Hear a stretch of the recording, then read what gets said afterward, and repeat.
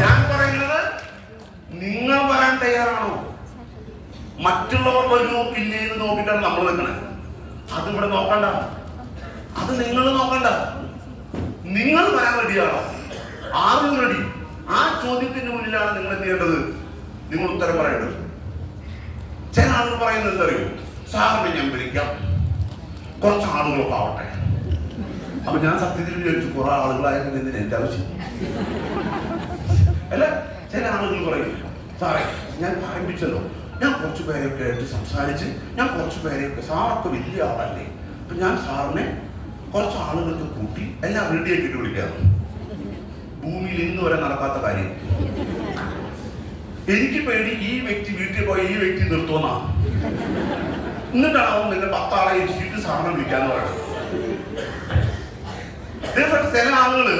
ചില ആളുകള് ഈ ബിസിനസ് എല്ലാം കേട്ടാൽ പറയുമോ, ഇതെന്താ സിമ്പിൾ അല്ലേ, ഇതെന്താ വളരെ സിമ്പിൾ അല്ലേ, ഇതിനെന്തിനാ സാർ, ഇതിനെന്താ ലീഡർ, ഇതിനെന്തിനാ മീറ്റിംഗ്, ഒന്നിന്റെ ആവശ്യമില്ല, ഞാൻ റെഡിയാക്കി തരാം. ഒരു കഥ ഓർമ്മ വരികയാണ്, മധുസാറ് കേട്ടോട് അറിയാം. അതായത് ഞങ്ങൾ ഡയറക്ടർ പറയുന്നൊരു കഥയാണ്. എന്താണ്? ഒരു കുഞ്ഞു കുട്ടി, ഒരു പെൺകുഞ്ഞ് വളർന്ന് ജനിച്ചപ്പോ തൊട്ട് പെൺകുഞ്ഞിന് പ്രത്യേകിച്ച് എന്ത് കൊടുക്കും നമ്മള് വീടുകളിൽ? പ്രത്യേകിച്ച് ഒരു പരിചാളനി അല്ലെ, അങ്ങനെ അങ്ങോട്ടുള്ള പോലെ പുറത്തേക്ക്. അങ്ങനെ എല്ലാം ചെയ്തു കൊടുക്കുന്ന ഒരു അച്ഛനാണ്. കുട്ടിയെ നേരത്തെ എഴുന്നേൽപ്പിക്കുന്നു, കുളിപ്പിക്കുന്നു, പല്ല് തേപ്പിക്കുന്നു, പൊട്ട് തൊടിയിക്കുന്നു, അങ്ങനെ നഴ്സറിയിൽ പറഞ്ഞേക്കുന്നു, അങ്ങനെ സ്കൂളിൽ പറഞ്ഞേക്കുന്നു. അങ്ങനെ അങ്ങനെ അങ്ങനെ അങ്ങനെ അങ്ങനെ അങ്ങനെ ഈ കുട്ടിക്ക് 18 വയസ്സായി. ഈ കുട്ടിക്ക് അല്ലെങ്കിലോ സ്വന്തമായി ഒന്നും ചെയ്യാൻ ഒരറിവില്ല. പക്ഷെ ഈ കുട്ടിക്ക് എന്തായി? ഇപ്പോ 18 വയസ്സായി. 18 വയസ്സായിട്ട് ഈ കുട്ടി പറഞ്ഞു, എനിക്ക് 18 വയസ്സായില്ല അച്ഛാ, എനിക്ക് 18 വയസ്സായില്ല അമ്മേ, ഇനി ഞാൻ തനിച്ച് നടക്കാൻ പോവാ, ഇനി ഞാൻ തനിച്ച് നടക്കാൻ പോവാ. അയ്യോ മോളെ, നീ പോരുത്, നീ പോയ പ്രശ്നം, നിനക്ക് ഒന്നും പഠിച്ചിട്ടില്ല, ഒന്നും അറിഞ്ഞിട്ടില്ല. എനിക്ക് 18 വയസ്സ്, ഇനി എന്റെ കാര്യത്തിൽ നിങ്ങള് ഇടപെടണ്ട. അങ്ങനെ ഈ കുട്ടി വാശി പിടിച്ചു. അപ്പൊ നമ്മൾ വിചാരിച്ചെന്താ, ഈ കുട്ടി വേഗം വലിയൊരു ബാഗൊക്കെ എടുത്ത് നിലവിൽ കിട്ടാവുന്ന എല്ലാ തുണിയും പാക്ക് ചെയ്ത് ഈ കുട്ടി പോവാണ്. ഞാനൊന്ന് മൊത്തം കറങ്ങിയിട്ട് വരാം, എല്ലാവർക്കും ഒന്ന് കറങ്ങാൻ പോവാണ്. അപ്പൊ കുട്ടിയുടെ അച്ഛനും പറഞ്ഞു, നടക്കില്ല, നീ തനിച്ച് പോയാൽ ശരിയല്ല. അങ്ങനെ ഈ കുട്ടിയെ പറഞ്ഞ് തടുത്ത് വിലക്കിയപ്പോ ഈ കുട്ടി പറഞ്ഞു, ഞാൻ ജീവിച്ചിരിക്കണ്ടേ പോകും, ഞാൻ പോവും. അങ്ങനെ അവസാനം കുട്ടിയോട് അമ്മ എന്ത് പറഞ്ഞു? അച്ഛൻ കോംപ്രമൈസ് ചെയ്തില്ല, അമ്മ കോംപ്രമൈസ് ചെയ്തു. എന്നാൽ ശരി, നീ പൊക്കോ, പക്ഷെ ഞാൻ നിനക്കൊരു കാര്യം ചെയ്യാം. നീ എവിടെ പോയിട്ട് നീ ഏറ്റവും കൂടുതൽ പ്രയാസത്തിലും പ്രതിസന്ധിയിലും നിനക്ക് ഒരിക്കലും കരകയറാൻ പറ്റില്ല എന്ന് തോന്നിയാൽ നീ എന്ത് ചെയ്യണം? നീ ഈ കത്ത് പൊട്ടിച്ച് നോക്കാൻ പാടില്ല. അതുവരെ നീ എന്ത് ചെയ്യാൻ പാടില്ല എന്ന് പറഞ്ഞ് ഈ അമ്മ അവരുടെ ഈ വാനിറ്റി ബാഗിന്റെ സൈഡില് സിബ് തുറന്ന് ഈ കത്ത് വെച്ചു. കുട്ടിക്ക് എന്തിന് കത്ത്? കുട്ടിക്ക് കത്തിന്റെ ആവശ്യമുണ്ടോ? ശരി, ഇരുന്നോട്ടമ്മേ. കുട്ടി പോയി ഒരു ട്രെയിനിൽ അങ്ങ് കയറി. ട്രെയിനിൽ കയറി രാവിലെ ആണല്ലോ, കുഴപ്പമൊന്നുമില്ല, നല്ല ജനങ്ങളുണ്ട്, നല്ല ആൾക്കാരുണ്ട്, ആസ്വദിച്ചു. അങ്ങനെ അങ്ങനെ അങ്ങനെ അങ്ങനെ ഒരു സന്ധ്യ നേരം കടന്നു വരികയാണ്. സന്ധ്യ നേരം കടന്നു വരുമ്പോ സ്ത്രീകളൊക്കെ മെല്ലെ മെല്ലെ മെല്ലെ കമ്പാർട്ട്മെന്റ് കാര്യമായി. പിന്നെ കുറെ ആളുകൾ കയറാൻ തുടങ്ങി, കുറെ അന്യ സംസ്ഥാനക്കാർ കയറാൻ തുടങ്ങി. രാത്രി 6 മണി, 7 മണി, 8 മണി, 9 മണി, 10 മണി ഈ സമയത്തായപ്പോ കമ്പാർട്ട്മെന്റില് വളരെയധികം കണ്ടാൽ അരാജകത്വം തോന്നുന്ന പോലെയുള്ള ആളുകൾ. അത് മുറുക്കാനൊക്കെ മുറുക്കി സിഗരറ്റൊക്കെ വലിച്ച് അങ്ങനെ നോക്കിയപ്പോ ഈ കുട്ടിയിരിക്കുന്നു. ഈ കുട്ടിയെ നോക്കി കണ്ണു തുറപ്പിച്ചിട്ട് ഇങ്ങനെ ഇവരെല്ലാവരും ആർത്തിച്ചിരിക്കാൻ തുടങ്ങി. ഈ കുട്ടി ഇങ്ങനെ കിട്ടാന്ന് വരയ്ക്കാൻ തുടങ്ങി. അവസാനമായിട്ട് ഒരാൾ ഈ കുട്ടിയുടെ അടുത്തേക്ക് ഇങ്ങനെ നടന്ന് നീങ്ങുകയാണ്. ഈ കുട്ടിയുടെ എല്ലാ ധൈര്യവും നഷ്ടപ്പെട്ട് ഈ കുട്ടിയാകെ കുഴഞ്ഞു മറിഞ്ഞ് വീഴാൻ പോവാണ്. അപ്പോഴാണ് ഈ കുട്ടിക്ക്, അതായത് ഈ ആളുകളെല്ലാം രാക്ഷസ രൂപത്തിൽ ഇങ്ങനെ നോക്കി തുറപ്പിച്ച് 18 വയസ്സായ കുട്ടിയാണ്. ഇങ്ങനെ തുറപ്പിച്ച് നോക്കി, കിടുകിടാ വിറച്ച് ഈ കുട്ടി എന്ത് കൈ വിറച്ച് കുട്ടി എന്ത് ചെയ്തു? അപ്പോഴാണ് ഈ കുട്ടിക്ക് ഓർമ്മ വന്നത്, അമ്മ ഏറ്റവും പ്രതിസന്ധി വരുമ്പോ നീ പൊട്ടിച്ചു വാങ്ങിക്കാൻ പറഞ്ഞു കൊടുത്ത കത്തിനെ കുറിച്ച് കൈ വിറച്ചുകൊണ്ട് സിബ് തുറന്ന് ഈ കുട്ടി ഈ കത്ത് പൊട്ടിച്ച് വായിച്ചു. ആ വായിച്ചപ്പോ മകളെ, ഒറ്റ വാക്കുള്ളൂ, മകളെ നീ പേടിക്കേണ്ട, അച്ഛൻ അടുത്ത കമ്പാർട്ട്മെന്റിലുണ്ട്.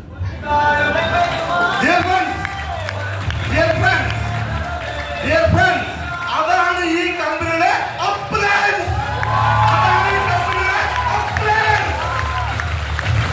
നിങ്ങൾക്ക് എന്ത് പ്രതിസന്ധി വരുമ്പോഴും നിങ്ങളുടെ കൂടെ നിങ്ങളെ താങ്ങി നിർത്താൻ നിങ്ങളുടെ അപ്ലൈൻസ് ഉണ്ടായിരിക്കും.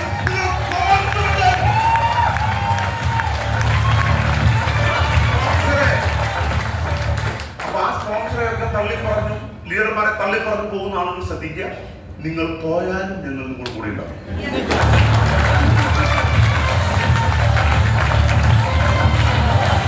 ചില ആളുകൾ പറയും, സാറ് വിളിക്കൂ, സാറ് വരും. നിങ്ങളെല്ലാവരും വിജയിക്കുന്നത് വരെ സാറ് വരും.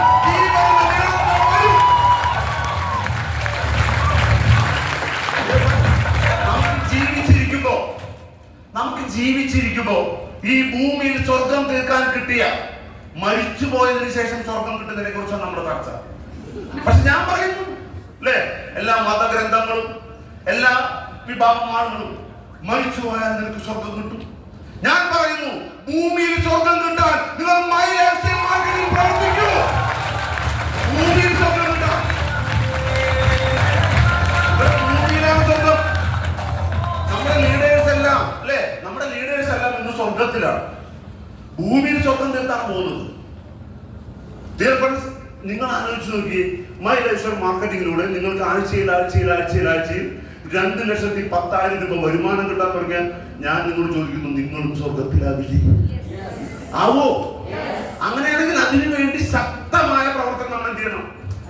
നമ്മൾ ചെയ്യണം. അടുത്ത 2-3 വർഷം സ്വർഗ കവാടത്തിലേക്ക് ഇനി ചുരുങ്ങിയ വർഷങ്ങൾ, അതാണ് നമ്മുടെ ലക്ഷ്യം. അങ്ങനെ പ്രവർത്തിച്ചാൽ നിങ്ങൾക്ക് എന്തുണ്ടാവും? നിങ്ങൾക്ക് നിങ്ങളുടെ ജീവിതത്തിലെ ഇന്നലെ വരെ നിങ്ങളെ കളിയാക്കിയവരുടെ മുന്നിൽ, ഇന്നലെ വരെ നിങ്ങളെ പുച്ഛിച്ചവന്റെ മുന്നിൽ, ഇന്നലെ വരെ നിങ്ങളെ പണമില്ലാത്തതിന്റെ പേരിൽ തള്ളിപ്പറഞ്ഞവന്റെ മുന്നിൽ നെഞ്ചു വിരിച്ച് നടക്കാനുള്ള അവസരമാണ്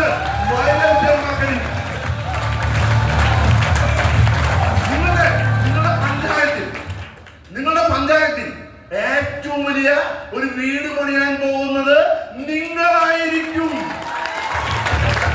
അടുത്ത 5-10 വർഷം കഴിയുമ്പോ ഇപ്പൊ തിരുവല്ലാമല പഞ്ചായത്തിൽ ചെന്ന് അവിടുത്തെ ഏറ്റവും വലിയ വീട് ആരുടെന്ന് ചോദിച്ചാൽ ആരെന്ന് പറയാ? ആരുടേതാ പറയാ? തൃശ്ശൂരിന്റെ വടക്കേറ്റത്ത് കിടക്കുന്ന തിരുവല്ലാമല പഞ്ചായത്തിൽ പോയി അവിടെ ഏറ്റവും വലിയ വീട് ആരുടെയാണെന്ന് ചോദിച്ചാൽ അതിന് ഒരേ ഒരു ഉത്തരമുള്ളൂ, അത് മിസ്റ്റർ ഡോക്ടർ മോഹൻ സാറിന്റെ വീടാണ്. അത് മൈലേഴ്സിൽ മാർക്കറ്റിംഗ് നൈപുണ്യാണ്.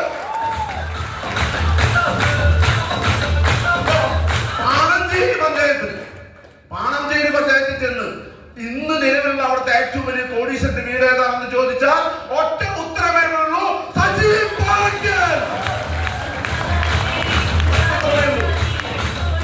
അങ്ങനെയാണെങ്കിൽ ഇങ്ങനെയുള്ള ജീവിതത്തിന്റെ സൗഭാഗ്യങ്ങൾ അല്ലെ, ജീവിതത്തിലെ വലിയ വലിയ സൗഹൃദങ്ങൾ പണിയാനുള്ള ഒരു അവസരത്തിലാണ് ഞാനും നിങ്ങളും വന്നിരിക്കുന്നത്. അതിന്റെ വാല്യൂ മനസ്സിലാക്കുക. നിങ്ങൾ ഇരിക്കുന്ന സീറ്റിന്റെ, നിങ്ങൾക്ക് കിട്ടിയ ഓപ്പർച്യൂണിറ്റിയുടെ മഹത്വം മനസ്സിലാക്കുക. ജീവിച്ചിരിക്കുമ്പോ അല്ലെ, നമുക്കെല്ലാം 55 വയസ്സോ 60 വയസ്സോ, ഏത് ജോലിയിലാണെങ്കിലും 55 വയസ്സ് 60 വയസ്സ് കഴിഞ്ഞ് റിട്ടയർ ആയി പോരുമ്പോ എന്ത് കിട്ടും? ചിലപ്പോ ഒരു മാല കിട്ടും. അതും കിട്ടാത്തവന് ചിലപ്പോ മരിക്കുമ്പോ ഒരു ബൊക്ക അല്ലെങ്കിൽ റീത്ത് കിട്ടും. നിങ്ങൾക്ക് ജീവിച്ചിരിക്കുമ്പോ ബൊക്കയും മാലയും പുഷ്പവൃഷ്ടിയും നടക്കണമെങ്കിൽ നിങ്ങൾ മൈലേഴ്സിൽ പ്രവർത്തിക്കൂ.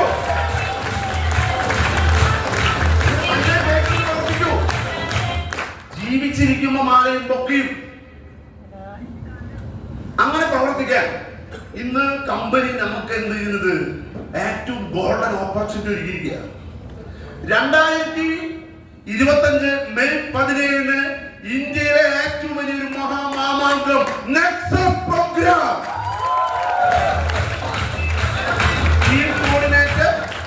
ടീം കോർഡിനേറ്റർ എബോ ലീഡേഴ്സിന്റെ പ്രോഗ്രാം 10,000 ആളുകളെ പങ്കെടുപ്പിച്ചുകൊണ്ട് ഇന്ന് ഇന്ത്യയുടെ കേരളത്തിന്റെ മണ്ണിൽ മിസ്റ്റർ പ്രവീൺ ജയചന്ദ്രൻ പങ്കെടുക്കുന്ന ഒരു മഹത്തായ പ്രോഗ്രാം. ആ പ്രോഗ്രാമിൽ പങ്കെടുക്കാൻ ഭാഗ്യം കിട്ടിയ ആളുകളാണ് അല്ലേ? ആ പ്രോഗ്രാമിൽ പങ്കെടുക്കാൻ ഭാഗ്യം കിട്ടിയ ആളുകളാണ്. അതിനു മുൻപ് കമ്പനി എന്താ അനൗൺസ് ചെയ്തിട്ടുണ്ട്? Awards and rewards. 22 ആഴ്ച കൊണ്ട് ഒരു വ്യക്തി ഡിസ്ട്രിക്ട് ടീം കോർഡിനേറ്റർ ആയാൽ ആ വ്യക്തിക്ക് 50 gram silver coin, 50 gram silver coin. ഇതൊക്കെ ഇപ്പൊ അനൗൺസ് ചെയ്തപ്പോ അനൗൺസ് ചെയ്യുന്ന മീറ്റിംഗ് ഞാൻ കൈലാസം വെച്ചു, സാറേ എന്റെ ഒക്കെ എത്ര സിൽവർ കോയിൻ പോയി എനിക്ക് കിട്ടിയിട്ടോ ഇല്ല. പക്ഷെ നിങ്ങൾക്ക് എല്ലാവർക്കും നാഷണൽ ടീം കോർഡിനേറ്റർ ആയിട്ടുള്ള എല്ലാ ആളുകൾക്കും നിലവിലുള്ള ആളുകൾക്കും സങ്കടപ്പെടേണ്ട, അത് കിട്ടാൻ പോവാ. പിന്നെ ഏറ്റവും മഹത്തായ ഒരു സംഭവമാണ് എന്ത്? കമ്പനി നിങ്ങളെല്ലാവരെയും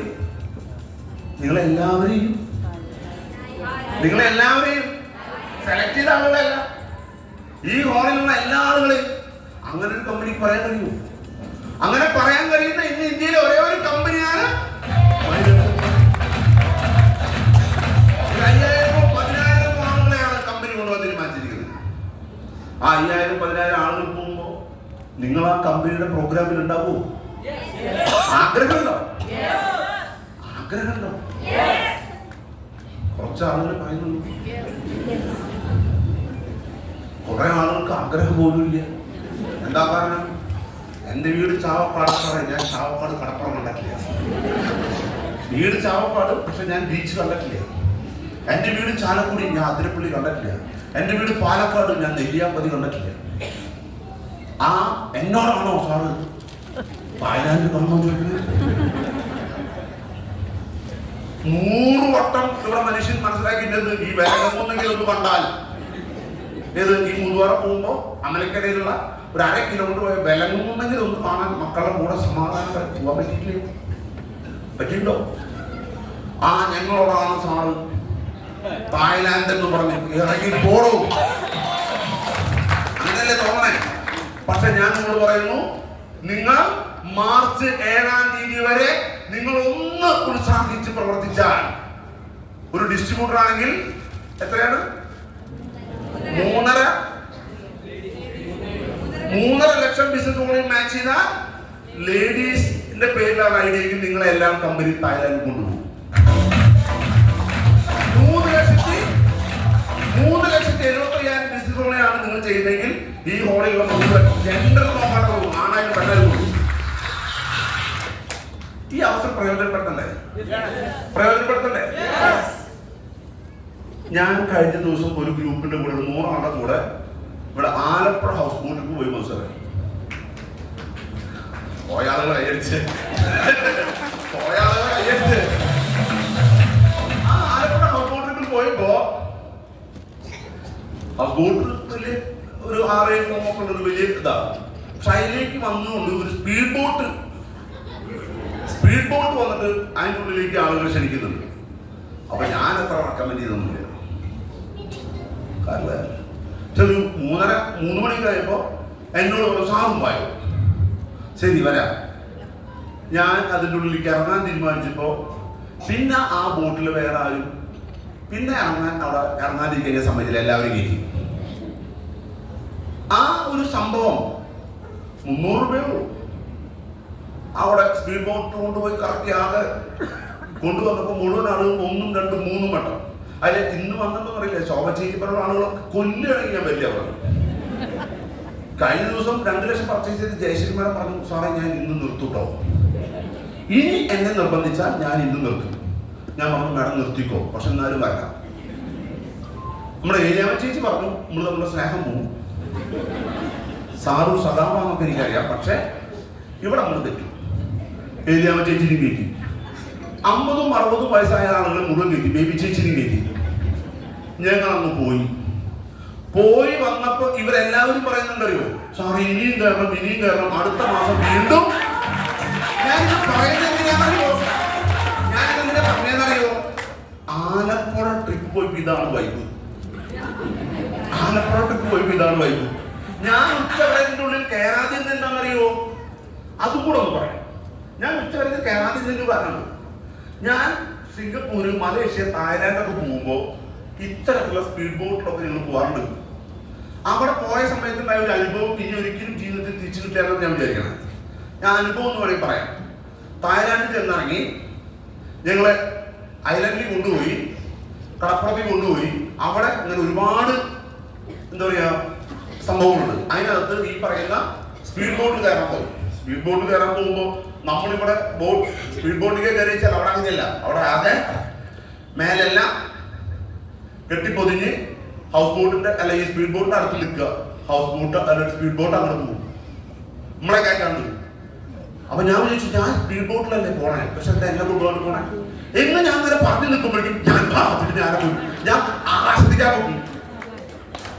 എന്നെ മൊത്തം കെട്ടിയിട്ടാണ് സ്പീഡ് ബോട്ട് പോയത്. സ്പീഡ് ബോട്ട് പോയ സ്പീഡില് ഞാൻ പെട്ടെന്ന് മുളക്കി നോക്കിയപ്പോ ഈ തൃശ്ശൂർ പൂരത്തിന്റെ വെടിക്കെട്ട് കുട വിരിയുന്ന പോലെ എന്റെ മോളിൽ വലിയ കുട നോക്കിയപ്പോ ഞാൻ ഈ വലിയ കുട വിരിഞ്ഞ് ഞാനിങ്ങനെ ഒരു പട്ടത്തിന്റെ മുകളിൽ ഞാൻ വിചാരിച്ചു ഞാൻ മരിച്ചു. എന്താ കാരണം? എന്റെ അച്ഛനും അമ്മയ്ക്ക് എന്റെ ബോഡി പോയി കടലിലേക്ക് പോണേ. ഞാൻ അങ്ങനെ നിൽക്കിട്ട് ശ്വാസം കിട്ടുന്നില്ല, മരിച്ചു ഉറപ്പായി. 2,10,000 കിട്ടി. ആ നേരത്ത് ഞാൻ വീണ്ടും അന്ന് ജോയിൻ ചെയ്യുന്ന സമയത്ത് നോമിനിയുടെ കുളം ഫില്ല് ചെയ്തിട്ടില്ലേ, ഒന്നും കൂടെ നോമിനിയുടെ കുളം ഞാൻ ഫില്ല് ചെയ്തിട്ടോ. അതൊക്കെ അവിടെ നിന്ന് ആലോചിച്ചു. അങ്ങനെ ആകെ നിൽക്കുന്ന നേരത്ത് ഈ ബോട്ട് ഞാൻ അങ്ങനെ നോക്കിയപ്പോ ബോട്ട് ഇങ്ങനെ ശീതത്തിന് പോവാ. ഞാൻ നോക്കുമ്പോ ഞാൻ അങ്ങോട്ട് നോക്കണമല്ലോ, വിമാനം വന്നിരിക്കും. ഇങ്ങനെ നിൽക്കുന്ന നേരത്തുണ്ട് ഈ ബോട്ട് മെല്ലെ സ്ലോ ആയി. ഇത് തോന്നുന്നത് ലോറൻസ് സാറിന്റെ പരിപാടി. മെല്ലെ ഹൗസ് ബോട്ട് സ്ലോ ആയിപ്പോ എന്താ ഉണ്ടായെന്നറിയോ? ഞാൻ മെല്ലെ താഴ്ന്ന് എന്റെ മുട്ട് വരെ വെള്ളത്തിൽ മുങ്ങി. ഞാൻ വിചാരിച്ചു മരിച്ചു. ഞാൻ എല്ലാ ശ്വാസം എടുത്ത് വിട്ട് നിൽക്കുന്നത് പെട്ടെന്ന് ബോട്ട് വീണ്ടും പോയി. ഞാൻ വീണ്ടും പോയി. ഈ പ്രാവശ്യം രക്ഷപ്പെട്ടു. അങ്ങനെ ആ ഒരു 2-3 പ്രാവശ്യം മുട്ട് വരെ വെള്ളത്തിൽ മുങ്ങി. അങ്ങനെ കഴിഞ്ഞ് വീണ്ടും പോണ നേരത്ത് പിന്നെ കുറച്ച് വീണ്ടും നല്ലോണം നടുക്കടലെത്തിയപ്പോ ഇവ ബോട്ട് അങ്ങ് നിർത്തി. ഞാനിങ്ങനെ മെല്ലെ താഴെ ഇങ്ങനെ വിമാനത്തൊക്കെ വീഴുന്ന പോലെ വന്നു. ഞാൻ മുഴുവൻ പറഞ്ഞു. അവിടെ ഞാൻ തീരുമാനിച്ചു, ഡിയർ ഫ്രണ്ട്സ്, ഞാൻ മരിച്ചു. ഇനി എന്റെ എല്ലാ സ്വപ്നങ്ങളും കഴിഞ്ഞു. ഇനി നേരത്തെ പറഞ്ഞ പോലെ ഇനി അവിടുത്തെ സ്വർഗത്തിൽ കാണാം. അങ്ങനെ ഇരിക്കുമ്പോൾ വീണ്ടും പൊട്ടിച്ചിട്ട് ആകെ വെള്ളത്തെ തീർച്ചിട്ട് ഞാൻ വീണ്ടും മുളക്കി. ഞാൻ ഒരു കാര്യം തീരുമാനിച്ചു. ഞാൻ ഒന്നും സന്തോഷിക്കുന്നില്ല. ഇനി കരക്കി വീണ്ടും പൊന്തിയല്ലോ. ഇനി അവിടെ ചെന്നാൽ ഈ ബോട്ട് ഓടിപ്പിക്കണതിന്റെ ചകളക്കി നോക്കി വരണം കുറക്കാതെ. അതിന്റെ പേരിൽ എന്ത് പോലീസ് കേസ് വന്നാലും കുഴപ്പമില്ല, ഞാൻ ചകളക്കി നോക്കി വരണം കുറക്കാൻ തീരുമാനിച്ചു. ഞാൻ ചെന്നു, എന്നെ കരക്കോട്ടിറക്കി ഇന്നതെല്ലാം അഴിച്ചു വെക്കി ഞാൻ ചെന്ന് അവന്റെ കയ്യിൽ പിടിച്ചു. അപ്പൊ അവൻ പറഞ്ഞു, ഞാൻ പറഞ്ഞ വെള്ളത്തിൽ മുക്കി വിളിച്ചു. തായ്ലാൻഡുകാരോട് എന്തിനാ വെള്ളത്തിൽ മുക്കി നിൽക്കണം മനസ്സിലാവുമല്ലോ. അപ്പൊ പറഞ്ഞു, ഞാൻ എന്തിനാണോ തായ്ലാൻഡ് വെള്ളത്തിൽ മുക്കിയേ? അപ്പൊ അയാൾ പറഞ്ഞു, വാട്ടർ അതിന് ഞാൻ മുക്കിയേ. അപ്പൊ അയാൾ പറഞ്ഞു, ഒരു മിനിറ്റ് സാർ പ്ലീസ്. അപ്പൊ എന്റെ കൈ തീർത്തിക്കൊണ്ടു. അപ്പൊ കയ്യിൽ ഒരു സ്റ്റാമ്പ് ചെയ്തു. ഈ കയ്യുമ്മ സ്റ്റാമ്പ് ചെയ്തവനെ വെള്ളത്തിൽ മുക്കുത്ര. ഇത് ആദ്യം കേറുമ്പോ ചോദിച്ചിട്ടുണ്ടവര്, എന്ത് വെള്ളത്തിൽ മുക്കണമെങ്കിൽ സ്റ്റാമ്പ്. ഞാൻ ഒക്കെയും അപ്പൊ എന്റെ കൂടെ വന്ന എന്റെ സ്പോൺസർ എന്റെ പുറത്തു വേണ്ടിയിട്ട് പറഞ്ഞു, അത് നീ ആ സ്റ്റാമ്പ് കിട്ടിയില്ലേ, അതുകൊണ്ടാണ് അവന്റെ കിട്ടുകാരണ്ട.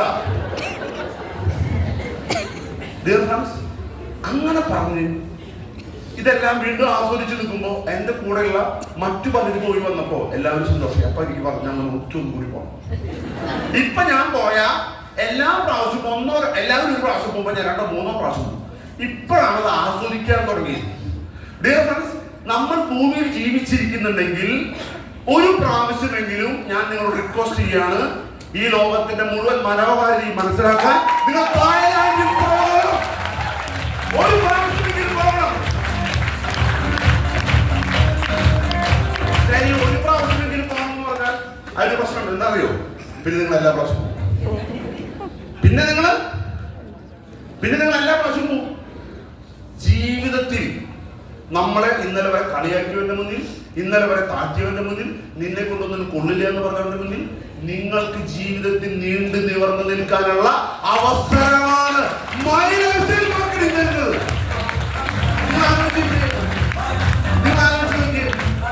നമ്മളൊരു സമ്പന്നനാവാൻ, നമ്മളൊരു കോടീശ്വരനാവാൻ ഒരു അവസരം നമുക്ക് കിട്ടുമ്പോൾ നമ്മളത് വിനിയോഗിക്കണം വേണ്ടേ? ഞാൻ ഇപ്പൊ മേടിച്ച കാറ് സ്പോർട്സ് കാറാണ്, ഫോർച്യൂണറിന്റെ സ്പോർട്സ് വെർഷൻ. ഒരു 140 കിലോമീറ്റർ സ്പീഡിൽ പോയാലാണ് അത് ഓടിക്കുന്നതെന്ന് അറിയുള്ളൂ. അത്രയും ഫെസിലിറ്റിയാണ്. 140 കിലോമീറ്റർ സ്പീഡിൽ പോകാൻ പറ്റും. പക്ഷെ ആ കാറ് പാലക്കാട് ഹൈവേയിലോ എറണാകുളം ഹൈവേയിലോ മലപ്പുറം കോഴിക്കോട് ഹൈവേയിലൊക്കെ 140 പോവാം. പക്ഷെ എന്റെ നാട്ടിലെത്തുമ്പോൾ അത് 20 പോവാം. എന്താ കാരണം? എല്ലാവരും കാണട്ടെ.